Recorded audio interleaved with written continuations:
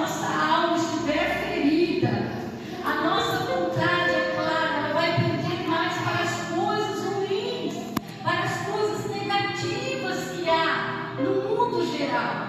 Mas se a nossa alma estiver curada através do sangue de Jesus, você pode ter certeza que a nossa vontade também, ela sempre vai tender para o lado bom.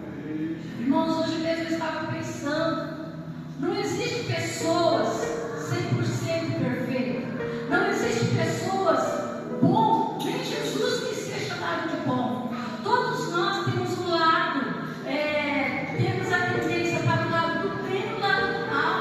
Agora, cabe a mim e você escolher qual o lado que eu vou decidir, qual o lado que eu vou alimentar dentro de mim. Quem nunca foi tomado de um pensamento ruim, um sentimento de egoísmo, ou um sentimento de revolta, um sentimento de ciúmes, um sentimento de inveja? Nós temos que estar policiando isso dentro de nós todos os dias. A escolha está dentro de nós. Domingo mesmo eu falava para as crianças sobre o coraçãozinho de uma forma mais simples para ele entender. Fiz aí um coração limpinho, aí outro coração, aliás, um coração sujo. Aí Jesus veio e limpou aquele coração, aí outro coração limpinho. Aí eu falei para eles o mal, porque não adianta ficar falando para eles, né? O nome do mal, eles não vão entender. Satanás, demônio, então eu falo que é mal. O mal, ele vai estar sempre querendo sujar o coraçãozinho de vocês. E como que o mal vai querer sujar o coraçãozinho de vocês? De repente, a mamãe fala assim, filho, pega os brinquedinhos no chão, aí o mal vai falar para vocês assim, não pega, né? Não obedece a sua mãe. Agora eu pergunto para vocês, o que vocês vão escolher? Vocês vão deixar o mal pegar e sujar tudo o coraçãozinho de vocês? Aí Deus disse, mas quando acontecer isso, que vocês deixou, na nossa palavra, vocês vão vigiar e deixou o mal sujar o coraçãozinho de vocês, Jesus, ele tem o poder de limpar. O que vocês vão fazer? Dobra o joelhinho, pede para o Papai do Céu vir limpar o coraçãozinho de vocês. Agora nós somos adultos e o mal está direto aí, né? Querendo sujar os nossos corações, querendo manchar a nossa alma com pensamentos ruins. Agora cabe a mim e a você. A decisão é nossa. Então, as três áreas da nossa alma, mente, vontade e emoções, essa é mais forte. Irmãos, em Cristo nós devemos procurar buscar uma forma de controlar as nossas emoções, controlar os nossos sentimentos. Quando vem esse sentimento de raiva, falar, não, eu preciso me controlar. Eu sou lavado e remido no sangue de Jesus. Quando vem esse sentimento, aí eu não consigo. Para mim nada dá certo. Você clama pelo sangue de Jesus, controle essas emoções e diga, não, eu consigo sim. Em Cristo eu sou mais do que vencedor. Porque é uma parte da nossa alma, das nossas emoções.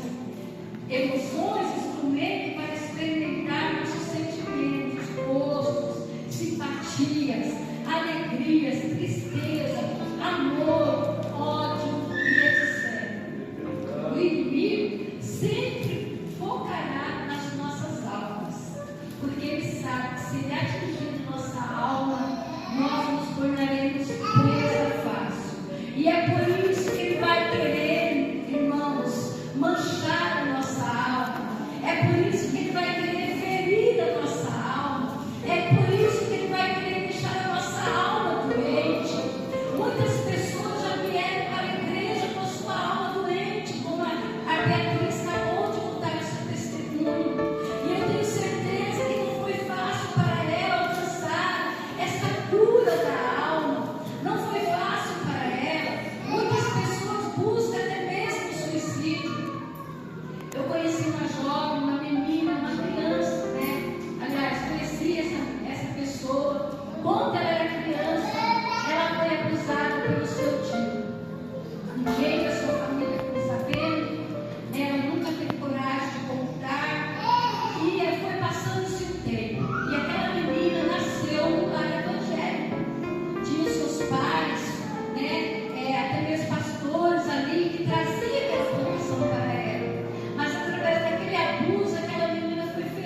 na hora.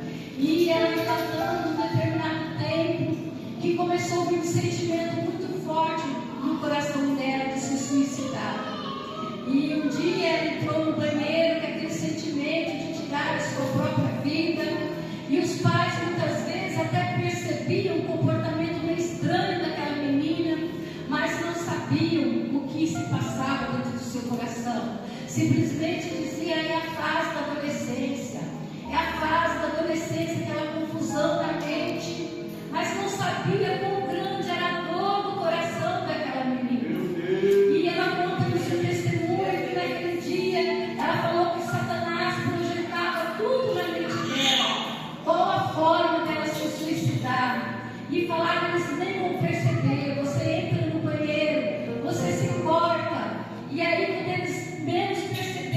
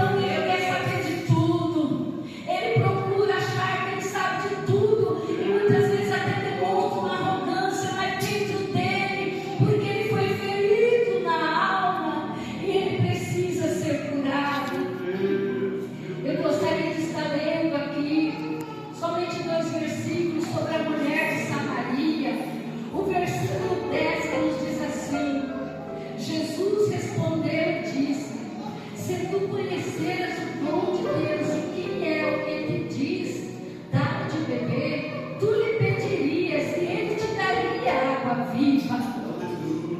Nós conhecemos a história desta mulher. Uma mulher que com certeza que foi ferida. Eu não sei qual foi o motivo que levou aquela mulher a ter uma vida, vamos dizer assim, depravada. Aquela mulher já havia se relacionado com 5 homens, mas nenhum havia dado certo. Agora ela estava no seu 6º relacionamento. A palavra de Deus nos diz que aquela mulher foi ao poço buscar água no meio-dia. E era um horário impróprio para as mulheres buscar água, porque era um horário muito quente e as mulheres procuravam buscar água de tardezinha quando o sol já tinha ido embora. E aquela mulher foi sozinha naquele poço buscar água.